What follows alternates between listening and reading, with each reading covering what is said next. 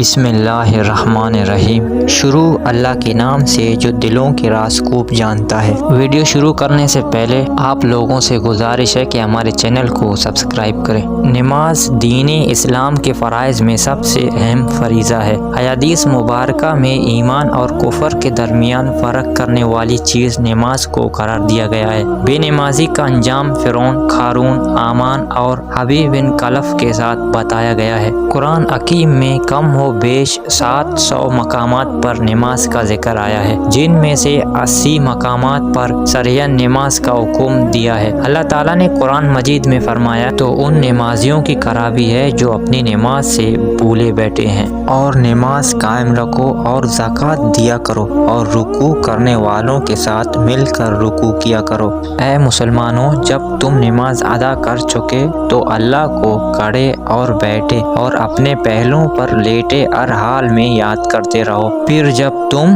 حالت خوف سے نکل کر اطمینان پالو تو نماز کو حسب دستور قائم کرو۔ بے شک نماز مومنوں پر مقررہ وقت کے حساب سے فرض ہے، اور آپ اپنے گھر والوں کو نماز کا حکم فرمائیں اور اس پر ثابت قدم رہیں۔ ہم آپ سے رزق طلب نہیں کرتے بلکہ ہم آپ کو رزق دیتے ہیں، اور بہتر انجام پرہیزگاری کا ہی ہے۔ نماز تو جنت کی کنجی ہے۔ امت محمد سے پہلے جتنی بھی امتیں اللہ تعالیٰ نے اس روئے زمین پر بھیجی تو ان پر نماز کی ادائیگی کو لازمی قرار دے دیا گیا۔ اللہ تعالیٰ نے بنی اسرائیل کے واقعے کو قرآن مجید کے سورہ مائدہ میں ارشاد فرمایا، اور بے شک اللہ نے بنی اسرائیل سے پختہ عہد لیا، اور اس کی تعمیل، تنفیذ اور نگہبانی کے لیے ہم نے ان میں 12 سردار مقرر کیے، اور اللہ نے بنی اسرائیل سے فرمایا میں تمہارے ساتھ ہوں، یعنی میرے خصوصی مدد و نصرت تمہارے ساتھ رہے گی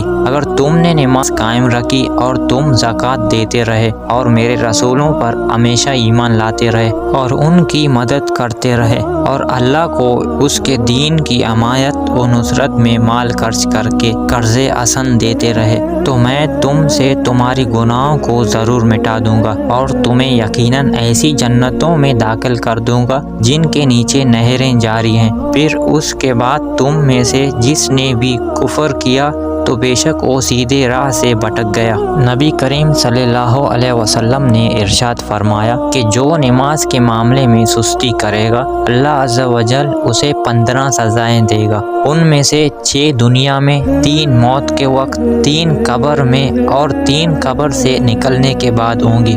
دنیا کی 6 سزائیں یہ ہیں: اللہ عز و جل اس کی عمر سے برکت ختم کر دے گا، اللہ عز و جل اس کے چہرے سے نیک لوگوں کی علامت مٹا دے گا، اللہ عز و جل اس کی کسی عمل پر اجر و ثواب نہ دے گا، اس کی کوئی دعا حق تعالی آسمان تک بلند نہ ہونے دے گا، دنیا میں مخلوق اس سے نفرت کرے گی اور نیک لوگوں کی دعا میں اس کا کوئی حصہ نہ ہوگا۔ موت کے وقت کے 3 سزائیں یہ ہیں: ذلیل ہو کر مرے گا، بھوکا مرے گا، اور مرتے وقت اتنی سخت پیاس لگے گی کہ اگر سارے دریاؤں کا پانی بھی اسے پلا دیا جائے تو پیاس نہ بجھے گی۔ قبر میں 3 سزائیں یہ ہوں گی: اللہ عز و جل اس پر اس کی قبر تنگ کر دے گا اور قبر اسے اس طرح دبائے گی کہ اس کی پسلیاں ٹوٹ پھوٹ کر ایک دوسرے میں پوست ہو جائیں گی۔ اس کی قبر میں آگ برقع دی جائے گی جس کے انگاروں میں وہ دن رات الٹ پلٹ ہوتا رہے گا۔ اس پر ایک اسدہ مسلط کر دیا جائے گا جس کا نام الشجاع الاقرع یعنی گنجا سام۔ اس کی آنکھیں آگ کی اور ناخن لوہے کی ہوں گی، ہر ناخن کی لمبائی 1 دن کی مسافت کی برابر ہوگی۔ وہ گرج دار بجلی کی مثل آواز میں کہے گا میں شجاع الاقرع ہوں، مجھے میرے رب عز و جل نے حکم دیا ہے کہ میں تجھے فجر کی نماز ضائع کرنے کے جرم میں صبح تا وقت ظہر اور نماز ظہر ادا نہ کرنے پر، ظہر تا عصر نماز عصر ضائع کرنے پر، عصر تا مغرب نماز مغرب نہ پڑھنے پر، مغرب تا عشاء اور نماز عشاء ضائع کرنے پر، عشاء سے صبح تک مارتا رہوں، اور جب بھی وہ ایک ضرب لگائے گا تو مردہ 70 ہاتھ زمین میں دھنس جائے گا تو وہ اپنے ناخن زمین میں داخل کر کے اس کو نکال डालेगा اور یہ عذاب اس پر قیامت تک مسلسل ہوتا رہے گا۔ ہم عذاب قبر سے اللہ کی پناہ طلب کرتے ہیں۔ قیامت کے دن کی 3 سزائیں یہ ہیں: اللہ عز و جل اس پر ایک فرشتہ مسلط کر دے گا